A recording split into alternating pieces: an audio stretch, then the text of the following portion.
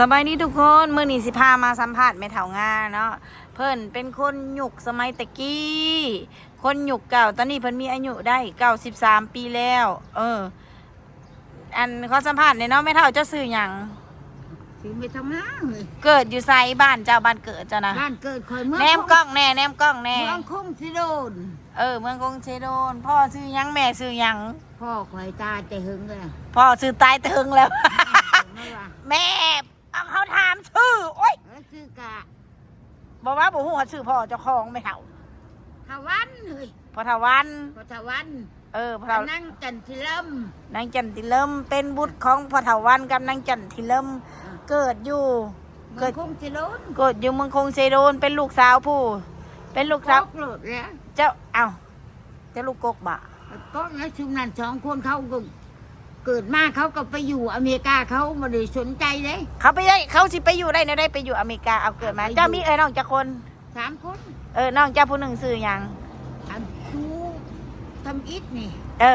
แต่อันนั้นเด้อันไปอยู่น้ำเสาเชียงเดือนเชียงดาวหมดแล้ว ไม่ได้จะมาไปอยู่น้ำเฒ่าแชงเดือนแชงดาวเว้าใหม่ดูไหมเฒ่าเฮ็ดได้เริ่มแรกน้องชายเจ้าจึงได้ไปอเมริกา กันพ่อเฒ่าคนเดียวเอาพาไป พ่อเฒ่าหยัง พ่อเฒ่าสุวัสดิ์ พ่อเฒ่าสุวัสดิ์ อ่า พ่อเฒ่าสุวัสดิ์ ผ่านในพลตำรวจ ผ่านในพลตำรวจซื้อพ่อเฒ่าสุวัสดิ์สมัยตะกี้ พ่อเฒ่าสุวัสดิ์เจ้าแค้นผู้อี พาไปหาไหน แล้วก็ แล้วเจ้าคือบ่ไป ขอยไปแล้วโหดอันชุนอันอุบลหันแม่เฒ่าหายจนมาสั่นเลยเว้ย กลับมา แล้วบ่มีไผอยู่เมืองลาวยังแต่ลาวผู้เดียวสิหายแล้วอยู่น้ำไผไผสิเบิ่งลาว คือบ่เอาเราไปนำเลย ลาวบ่ไป เออ ลูกชายแล้วแห้งมาเอาแล้วยังบ่ไป ข้าจะไปแต่พุ่นกะเจ้าก็อยู่จะไปแต่พุ่นตอนนั้นจะอายุจักปี อายุฮักก็ทำฮักก็ได้อย่างนั้นเด้ เกิดแล้วแม่เฮาได้แล้วผัว ได้แม่เมื่อหันเกิดแล้วนี่แทงเดือนก็เกิดแล้วแทงดาวยังน้อย เพียงแม่มึงก็เกิดแล้วแม่เฮาก็ลูกเจ้าแซงเดือนแซงดาวพี่ชังบัดนี้ ลงกั่มอะไรไหมเฮาเว้าไม่ นั่นเขายังน้อยหมดเลยเขาก็บริใหญ่เป็นไร แล้วเจ้าหาซีนี้ไปต่างประเทศเขาจะไปแต่พุ่นน่ะแล้วเดี๋ยวนี้เขาบ่ให้ไปละใดเพราะเท่าถ้ำแล้วบ่ให้ไปแล้ว บ่ให้ไปกับบ่ไปตะกี้ยัง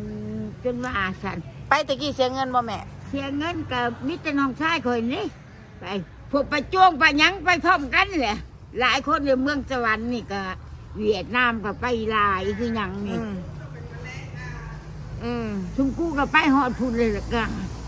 เท่าไฮไลท์เลยก็โอ้ยมา